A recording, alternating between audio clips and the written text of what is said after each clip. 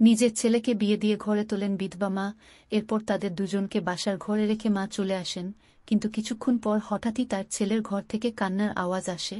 সে একটু কাছে যেতে না যেতেই বুঝতে পারে তার নতুন বৌমা কান্না করছে, বলছে, ও মা, ও বাবা, মরে গেলাম।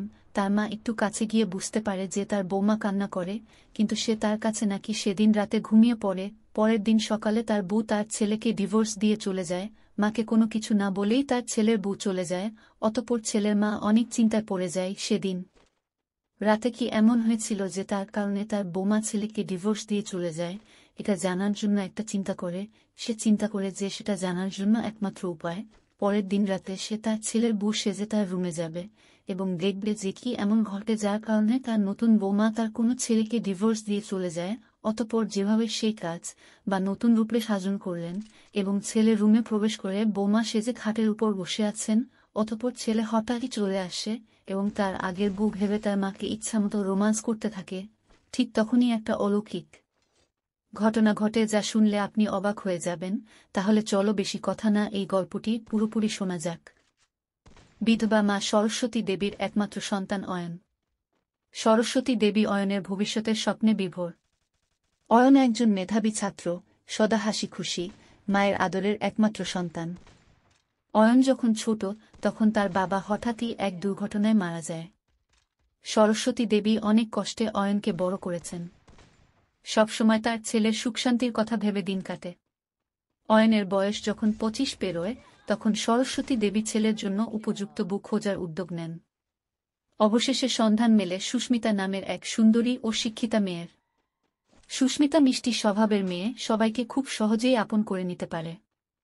অয়ন আর সুস্মিতার বিয়ের আয়োজন হয় ধুমধাম করে। সব আত্মীয়স্বজন, বন্ধুবান্ধব মিলে বিয়েটা অত্যন্ত আনন্দঘন পরিবেশে সম্পন্ন হয়। বিয়ের রাতে সরস্বতী দেবী খুব খুশি ছিলেন, কিন্তু হঠাৎ করেই রাতে এক অদ্ভুত ঘটনা ঘটে। সুস্মিতা হঠাৎ কান্না শুরু করে। সরস্বতী দেবী বুমার কান্না শুনে ছুটে আসেন, কিন্তু কিছুই দেখতে পান না। পরের দিন সকালবেলায় সুস্মিতা কোনো ব্যাখ্যা ছাড়াই অয়নকে ডিভোর্স দিয়ে চলে যায়। সরস্বতী দেবী মর্মাহত হয়ে পড়েন। তার মনের মধ্যে প্রশ্ন জাগে, সেই রাতে কি ঘটেছিল যার জন্য বোমা এভাবে চলে গেল। কোনো উত্তর না পেয়ে সরস্বতী দেবী চিন্তায় পড়ে যান। তিনি ভাবতে থাকেন কিভাবে বিষয়টি জানতে পারবেন। একদিন সরস্বতী দেবী একটি বুদ্ধি আঁটেন। তিনি সিদ্ধান্ত নেন ছেলের বউ সেজে রাতের ঘটনা জানার। তিনি নিজের পোশাক পরিবর্তন করে সুস্মিতার মতো সাজেন। রাতের বেলা অয়নের ঘরে প্রবেশ করেন। অয়ন সেই রাতের ঘটনা ভুলে যায়নি। মা যে আসল সুস্মিতা নয় তা বুঝতে পারে না। সে সরস্বতী দেবীকে বউ ভেবে তার সাথে রোমান্স শুরু করে। কিছুক্ষণের মধ্যেই সরস্বতী দেবী বুঝতে পারেন কি ভয়াবহ ঘটনা ঘটেছে। অয়ন একজন মানসিক রোগী, যিনি তার বাবার মৃত্যুর পর থেকে মানসিকভাবে বিপর্যস্ত হয়ে পড়েছিল। তার মধ্যে এক ধরনের বিভ্রান্তি কাজ করে, যেখানে সে ঠিক ভুলের বোধ হারিয়ে ফেলে। সরস্বতী দেবী বুঝতে পারেন অয়ন রাতের অন্ধকারে তার বউকে বুঝতে পারেনি এবং তার সাথে অসঙ্গতিপূর্ণ আচরণ করেছে। এই সত্য উদ্ঘাটনের পর সরস্বতী দেবী ভীষণ দুঃখিত হন। তিনি ছেলের জন্য আরও বেশি উদ্বিগ্ন হয়ে পড়েন। মা ছেলের প্রতি তার ভালোবাসা কখনো কমে না, কিন্তু তিনি বুঝতে পারেন এই অবস্থায় ছেলেকে রেখে কারো সাথে বিয়ে দেওয়া সঠিক হবে না। সরস্বতী দেবী অয়নকে মানসিক চিকিৎসকের কাছে নিয়ে যান। অনেক থেরাপি এবং চিকিৎসার পর অয়ন ধীরে ধীরে সুস্থ হতে থাকে। সরস্বতী দেবী তার সন্তানকে আগলে রেখে সুস্থ করে তোলার জন্য সর্বস্ব দিয়ে চেষ্টা করেন।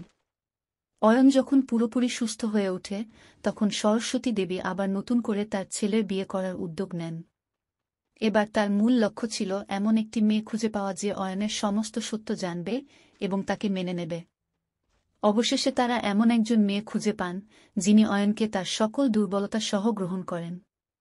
অয়ন আর তার নতুন জীবনসঙ্গী একসাথে সুখে শান্তিতে দিন কাটাতে শুরু করে। সরস্বতী দেবী তাদের জন্য সবসময় দোয়া করেন এবং তাদের সুখ দেখে নিজের কষ্ট ভুলে যান। অতীতের সেই রাতের ঘটনা তাদের জীবনে আর কখনো ফিরে আসেনি এবং সরস্বতী দেবী তার ছেলের নতুন জীবনে শান্তি খুঁজে পেয়েছিলেন।